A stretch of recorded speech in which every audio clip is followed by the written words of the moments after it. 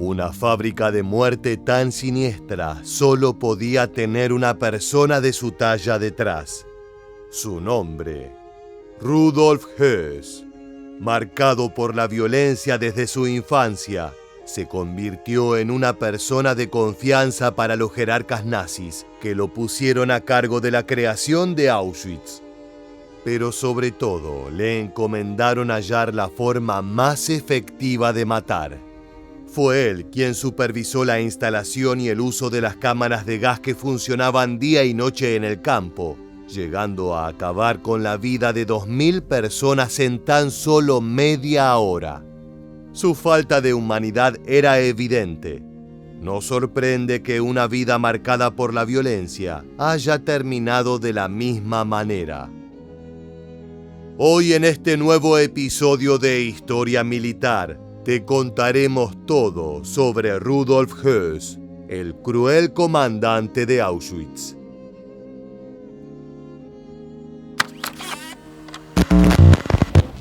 Der Führer hat die Endlösung der Judenfrage befohlen.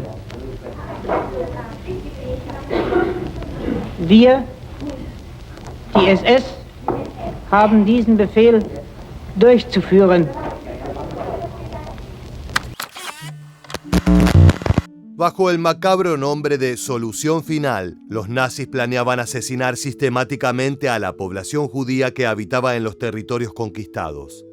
Aproximadamente 6 millones de personas perdieron la vida a causa de este brutal genocidio que marcó la historia para siempre. Rudolf Höss fue uno de los artífices más siniestros de esta operación. Pero antes de llegar a eso, vamos a conocer un poco más del camino que lo llevó hasta allí. Höss nació el 25 de noviembre de 1901. Desde su juventud se encontró rodeado por la violencia. Él se crió en una familia estrictamente católica y militar. Siguiendo los pasos de su padre, se unió al ejército alemán a la joven edad de 14 años. Al poco tiempo fue enviado a luchar en el Medio Oriente durante la Primera Guerra Mundial. Siendo tan solo un adolescente, participó en duros combates en países como Irak y Palestina. Incluso estuvo presente durante el genocidio armenio llevado a cabo por el Imperio Otomano, en ese entonces aliado de los germanos. Si bien no se posee información sobre su rol en la unidad militar, gracias a su desempeño se convirtió en el suboficial más joven de toda Alemania con solo 17 años.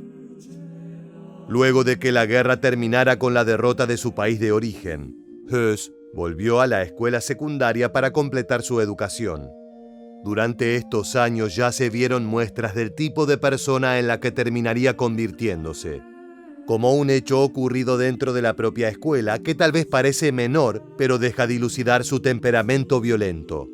Sin motivo aparente, el joven Rudolf empujó a un compañero por las escaleras, el cual resultó con un pie quebrado. Además, ya a esta edad se comenzaba a interesar por la política, siendo partidario de la ideología de extrema derecha que terminaría dando lugar al partido nazi. Pero antes de ello se unió a los Freikorps, grupos armados que se enfrentaban a las organizaciones comunistas germanas, muchas veces violentamente. No era raro que los altercados entre estas dos asociaciones terminaran con disparos o incluso con gente asesinada a golpes. Este cuerpo de voluntarios siguió formando las ideas radicales de Höss. En 1922, tras escuchar uno de los primeros discursos de Adolf Hitler, el joven rápidamente decidió unirse al flamante Partido Nacional Socialista.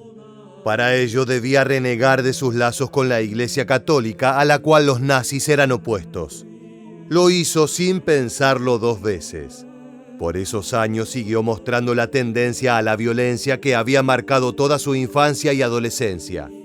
En 1923, junto con otros miembros de los Freikorps, se vio involucrado en el asesinato de un profesor de escuela, a quien habían acusado de acciones antipatrióticas. El hombre que había ordenado el crimen fue Martin Bormann, también parte de las milicias radicales y quien sería el futuro secretario personal del mismísimo Führer. Aún así, Höss fue señalado por las autoridades como el autor intelectual y condenado a 10 años de prisión. Pero gracias a su buen comportamiento y a las simpatías ideológicas de policías y jueces, fue liberado en 1928, tan solo 5 años más tarde. Poco después del fin de su encarcelamiento, Höss se unió a la Liga Artaman. Este grupo compartía con los nazis las ideas de la superioridad del hombre ario, pero además buscaba el regreso al ámbito rural, abandonando las ciudades. Sostenían que allí los alemanes se habían contaminado de la influencia judía y como consecuencia habían perdido la pureza que los caracterizó en otra época. Fue en su paso por esta organización que conoció a Hedwig Hensel, quien se convertiría en su esposa y madre de sus 5 hijos. Uno de ellos, tenebrosamente, nacería dentro de Auschwitz. Rudolf Höss siguió buscando asociarse a más grupos cada vez más oscuros. Poco después del ascenso de Hitler al gobierno alemán, Höss se unió a la CSS, una de las organizaciones paramilitares del partido nazi. No pasó mucho tiempo hasta que Heinrich Himmler, su líder, reparara en él. Cuando en 1934 comenzó a reclutar hombres para llevar a cabo las brutales acciones que se tenían pensadas, Himmler seleccionó personalmente a Höss. Este se sumó a las macabras Unidades de la Calavera, como se conocía a las divisiones encargadas de los campos de concentración, dando de esta forma inicio a su legado de violencia. Su destino inicial a uno de estos terribles lugares fue en Dachau, el primero de estos centros construidos por los nazis, ubicado cerca de Múnich. Aquí eran enviados prisioneros políticos, homosexuales y otras personas consideradas como indeseables por los jerarcas germanos. Höss sirvió como líder de bloque, teniendo a su cargo varios detenidos. Él era quien decidía cómo eran repartidas las raciones, los trabajos diarios e incluso los castigos. Gracias a su eficiente y brutal desempeño, fue transferido en 1939 al campo de Sachsenhausen.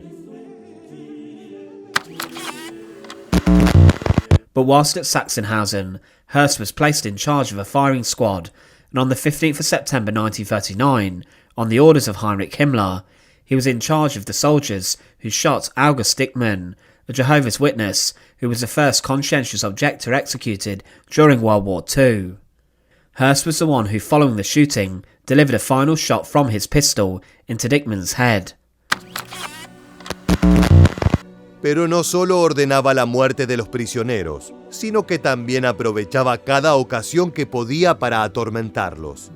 En ocasiones los hacía mantener separados por horas durante las frías noches invernales alemanas.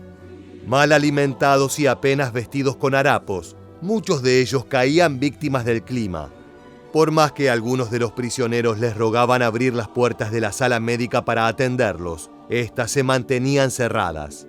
En una de estas crueles torturas, más de 100 detenidos murieron por la exposición al frío. Claro que estas cualidades eran las que el partido nazi fomentaba en sus oficiales, por lo que Höss no tardó en ocuparse de tareas cada vez más importantes para el Reich. En 1940, Himmler le ordenó que viajara a Polonia con el objetivo de evaluar el establecimiento de un nuevo campo de concentración en el territorio. Luego de sus reportes comenzó la construcción del lugar. Su nombre, Auschwitz. De esta manera, Höss se convirtió en el comandante del que sería el mayor centro de exterminio de la Alemania nazi. Apenas llegó, puso a trabajar forzadamente a un contingente de prisioneros para ampliar en gran medida el lugar.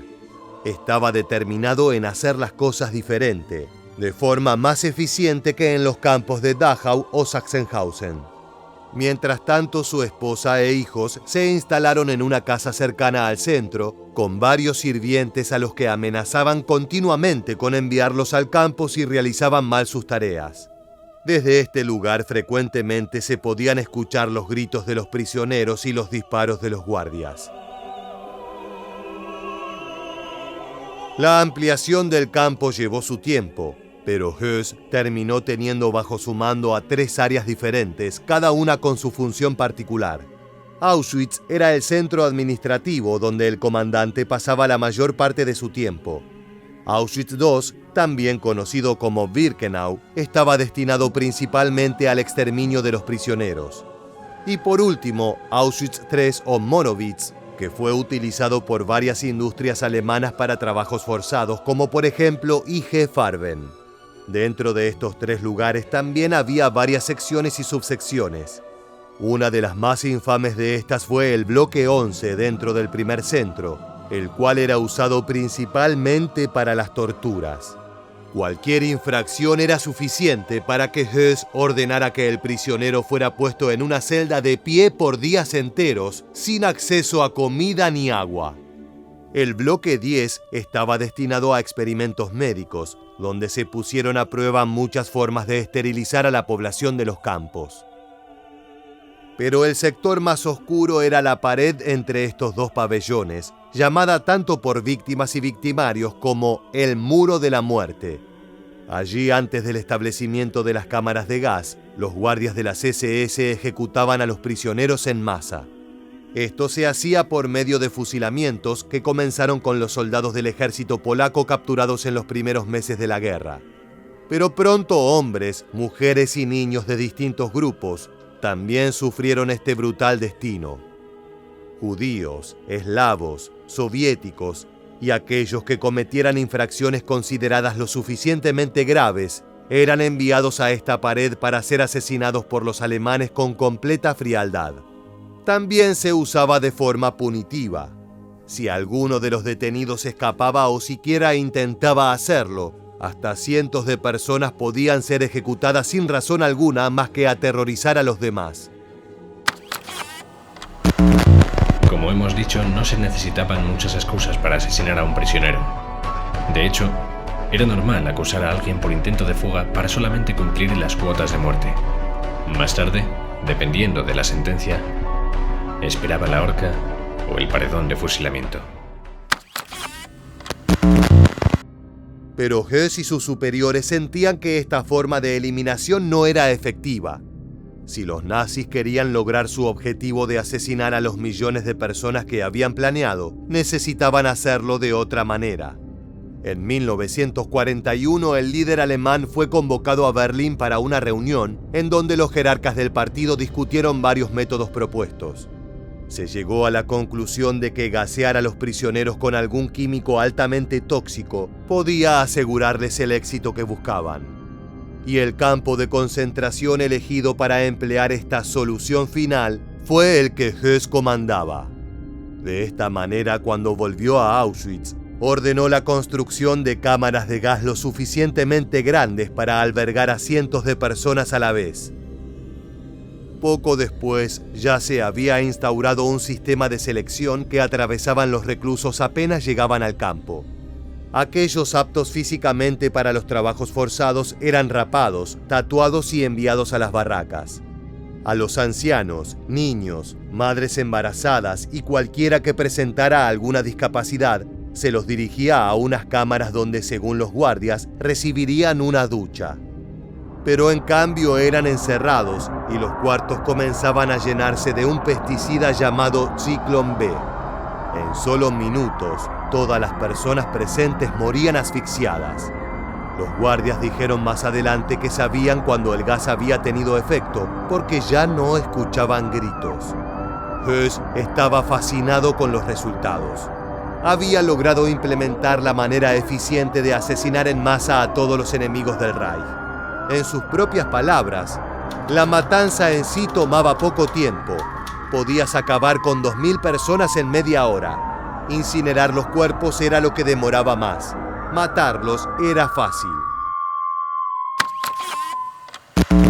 I saw 25 to 3,000 people going on the gas chamber, and they closed the doors, and then I knew that the SS threw the Zyklon B, from above 3-4 openings, and when it takes about 4 or 5 minutes to die, except the people that are in front where the gas is coming, then it takes about a couple of minutes.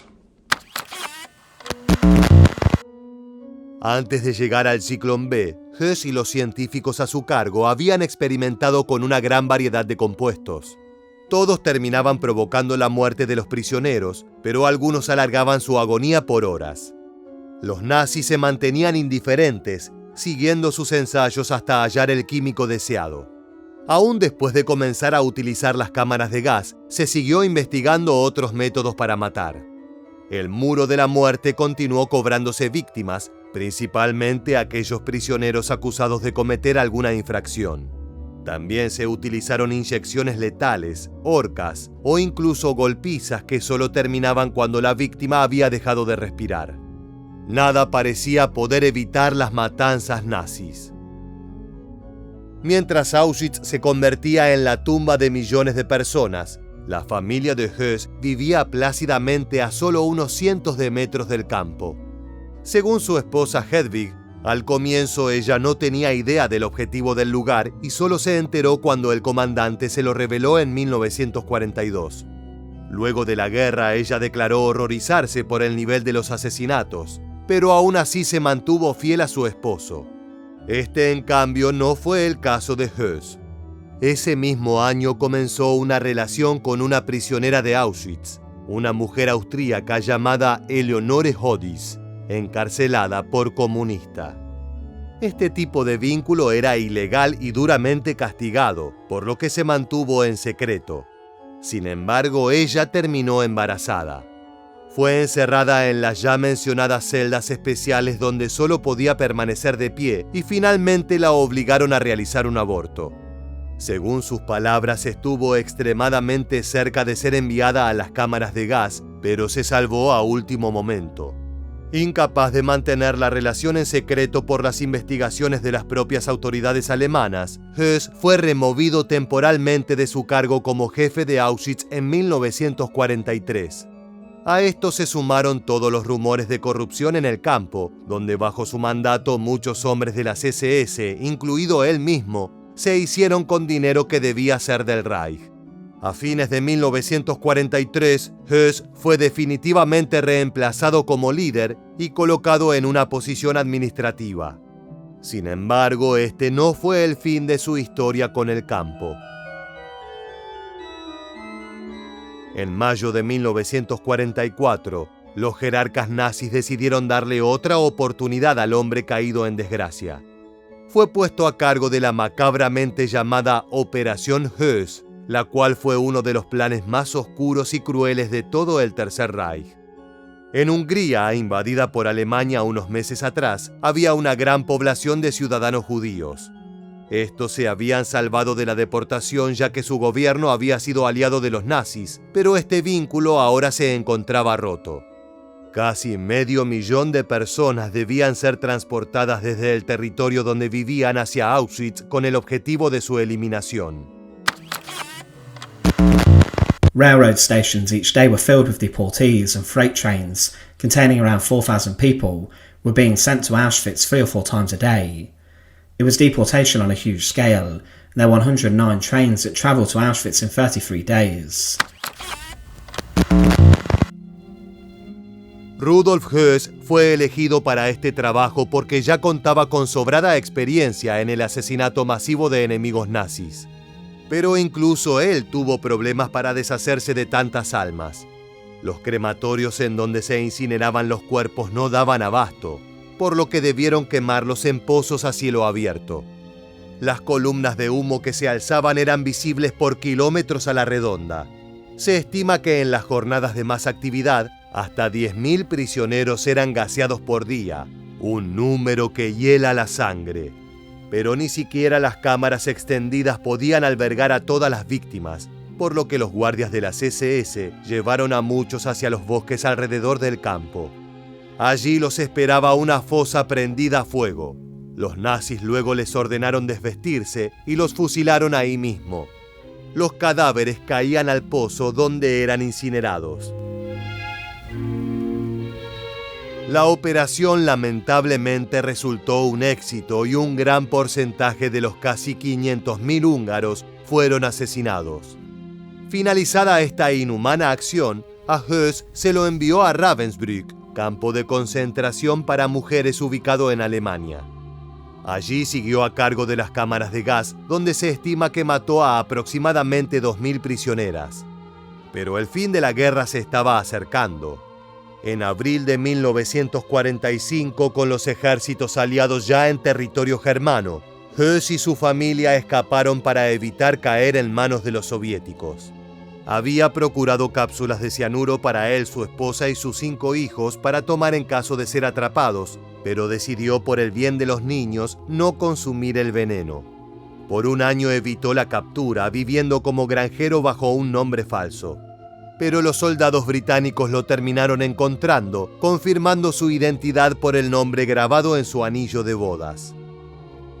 Fue juzgado en los juicios de Nuremberg, donde estimó que había enviado a la muerte a aproximadamente 3 millones de personas, entre aquellos gaseados, muertos por inanición o enfermedad. El número era en realidad menor, pero aún así superaba el millón. Casi todos los que habían llegado al campo murieron allí. Die Häftlinge wurden zwar streng behandelt, aber an eine methodische Verprügelung oder schlechte Behandlung war nicht zu denken. En un principio, Höss no parecía dispuesto a querer reconocer sus acciones en Auschwitz. Se lo describió como apático, casi con un comportamiento psicótico. Sin embargo, luego de unos años de encarcelamiento, terminó por revelar que los números de sus víctimas lo atormentaban.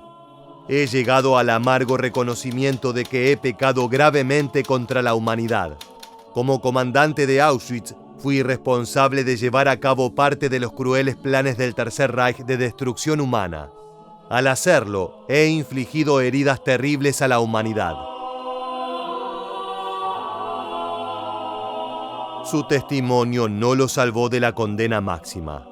El 16 de abril de 1947, Rudolf Höss fue ejecutado en el lugar donde él mismo había mandado a la muerte a millones de personas.